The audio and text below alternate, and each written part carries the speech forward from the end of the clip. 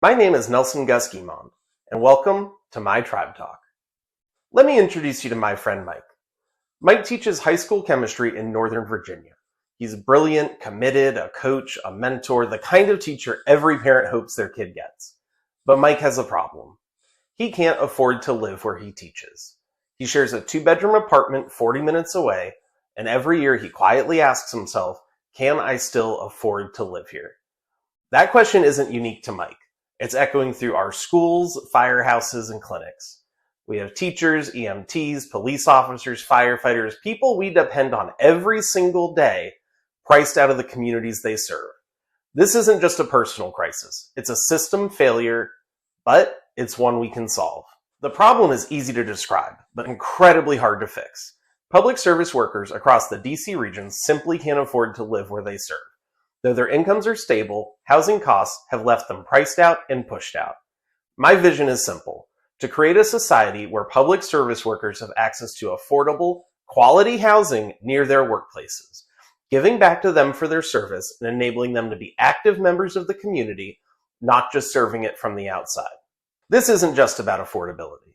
It's about belonging. And right now, the system makes that impossible. Let's take a look at the numbers.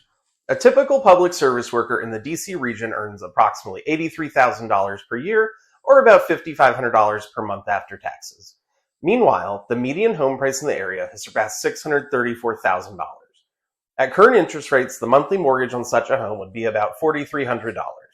After factoring in taxes, insurance, and everything that goes into that payment, it rises to roughly $5,100 per month, nearly 95% of their take-home pay. Yes, you heard me right. 95% of their take-home pay. That leaves just $350 per month for everything else. According to the U.S. Department of Housing and Urban Development, or HUD, housing is considered affordable if it costs no more than 30% of a person's gross income. For someone earning $83,000, that translates to a monthly housing budget of about $2,100, or a home price closer to $300,000. The current situation isn't just unaffordable, it's impossible. Since 2020, home prices have increased 37%, rents are up more than 25%, but wages barely moved. A teacher earning $83,000 a couple years ago might be making $85,000 today, while housing costs have exploded. And that affordability gap has real consequences. We know from recent studies that housing instability and costs is one of the leading factors driving attrition in teaching, emergency services, and law enforcement. Teachers are leaving mid-year, EMTs are jumping between departments, and police are choosing jobs based not just on community values, but on whether they can afford the commute. For those who stay, long commutes are the new normal. We're seeing a rise in so-called super commuters driving 90 minutes or more each way, and public service workers are disproportionately represented. At the same time, institutional investors like real estate investment trusts and private equity groups are extracting value from this disconnection by buying up properties, driving rents higher, and consolidating ownership. This issue isn't just about affordability. It's about workforce resilience and service delivery. When we lose affordable housing, we don't just lose units, we lose people. And with them, we lose connection, continuity, and community. This housing crisis didn't happen overnight, and it didn't happen by accident. It's the result of multiple forces creating the perfect storm. There are simply not enough homes. We're not just falling short, we're leaving people behind. In the DC metro area, only 1 in 10 homes is listed under $300,000, the price point that's actually affordable for the average public service worker. That's just 1,300 homes for everyone: first-time buyers, young families, retirees, and over 100,000 public service workers are in that same line. It's not a market, it's musical chairs, and most of the chairs are gone. Demand is outpacing construction and prices are rising. And it's not just housing supply, it's land. In many metro areas, land is either unavailable or too expensive to support affordable development. Second is zoning and entitlements. Local regulations restrict density in the slow approval process. The system doesn't make it easy to build, even when trying to do the right thing. Third is rising construction costs. Since 2020, material and labor costs have increased significantly, especially in this region. That means higher per unit costs and tighter margins. Fourth is the financial environment. High interest rates coupled with high prices is not a good mix. The current environment limits mortgage access for buyers and increased risks for builders. making mixed income projects less attractive. And finally, fragmented incentives. Municipalities have tools, fee waivers, density bonuses, but they're rarely packaged clearly or applied consistently. Developers are left navigating complexity instead of actually building homes. So most developers stick to what works: market rate housing. It's safe, it's predictable, and that's because that's how the system is currently built. But what if we rebuilt the system around alignment instead of intervention? That's where P3 Plus comes in. The housing challenges we've been discussing, rising costs, regulatory delays, and limited supply, aren't going away on their own. After studying the issue across the region, I realized we don't need new money, just better use of what we already control. So I created the P3 Plus Housing Framework. P3 Plus stands for Public Purpose Partnership, and it aligns public land, policy tools, and administrative authority with private sector delivery, all centered around a shared purpose: long-term housing stability for the people who hold our communities together. At its core, P3 Plus is built on one principle: when you bundle the right incentives, remove the correct costs, and target the right buyers, affordable ownership becomes both possible and profitable. So what does this look like in action? How do you turn that vision into actual homes built by real developers for real people like Mike? First, the county contributes underused public land via long-term lease or trust. That removes land acquisition costs and preserves long-term affordability protection. Next comes the P3 Plus Toolbox, a bundled set of site-specific incentives, all included in a developer incentive certification. Each tool in the P3 Plus Toolbox is designed to do one of three things: reduce costs, save times, or improve returns. And the best part? These savings do not require new public spending, just better coordination. Permit and plan fee waivers cut soft costs. Tax abatements lower monthly costs for buyers. Density bonuses means more homes on the same land. And fast-track entitlements save months on the development timeline. Targeted buyer outreach connects developers with a pre-qualified pipeline via county systems. And there's a custom modeling tool so developers see the whole picture up front, incentives included. One of the most important features: flexibility. Not every tool in the toolbox needs to be used on every site. Not every home in the community needs to be an affordable home. That's by design. It gives each site the flexibility to work financially while still delivering lasting affordability where it's needed most.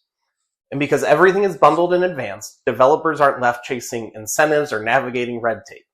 That's key. We reduce friction, not just cost. And who are these homes for? Only public service workers, full-time education, health, public safety, and local government employees who are verified through employer records. These homes are designed for those who serve the community, and the eligibility reflects that.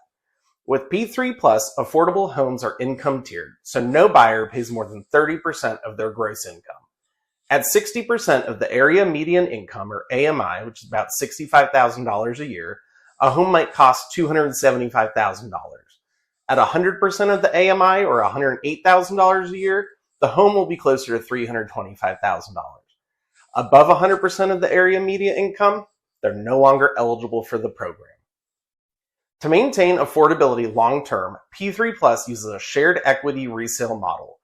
Buyers build equity as they pay down their mortgage, but when they sell, a portion of any appreciation is returned to the county. Now that share starts high, at 90% in year 1, and declines gradually to 10% by year 10 where it stays. So the longer they stay, the more they keep.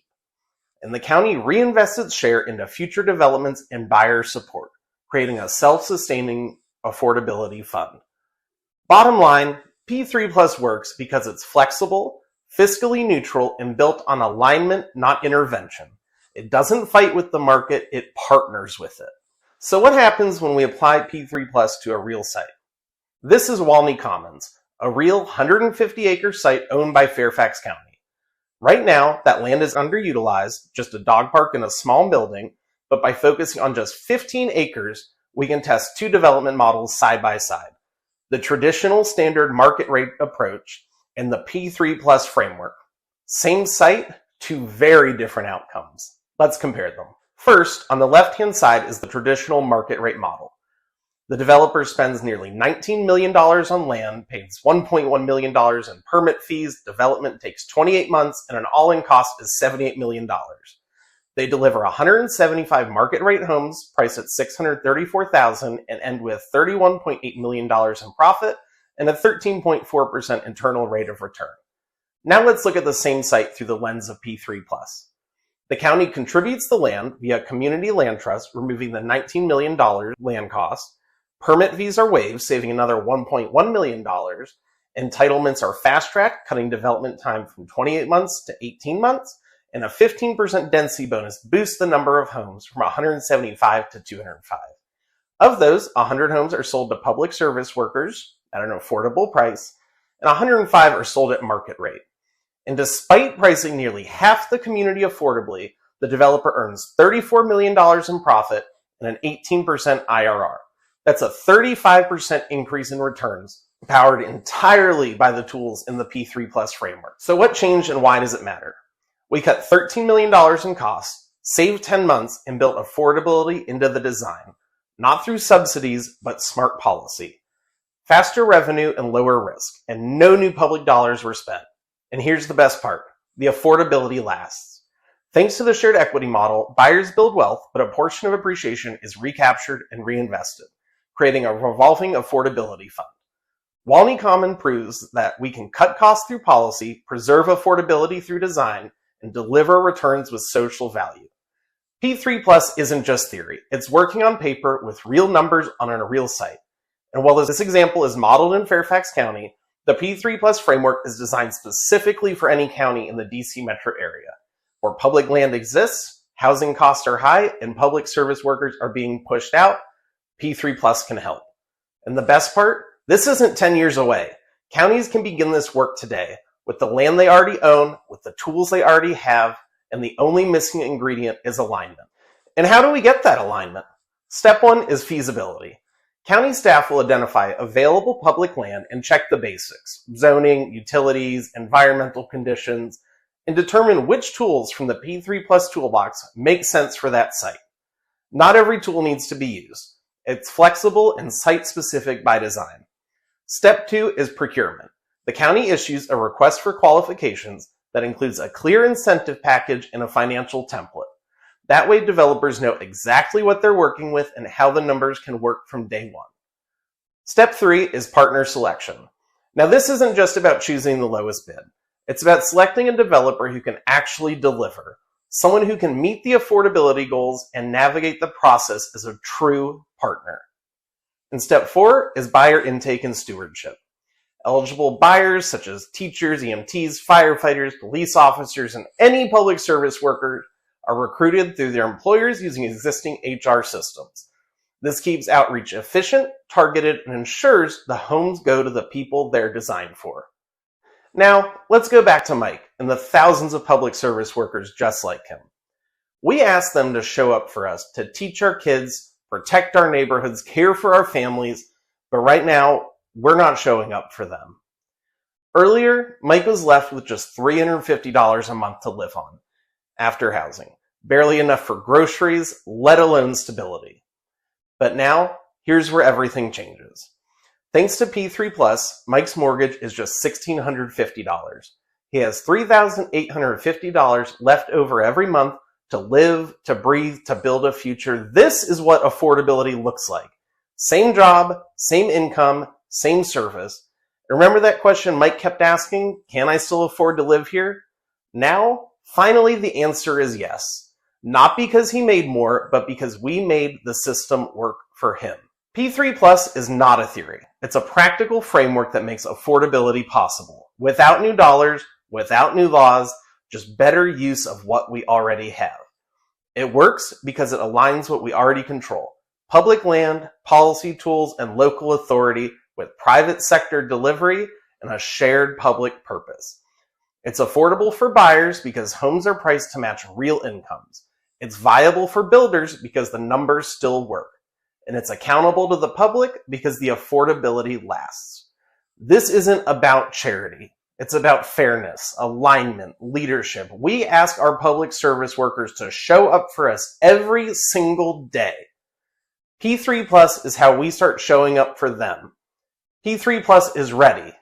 Let's use it. Thank you.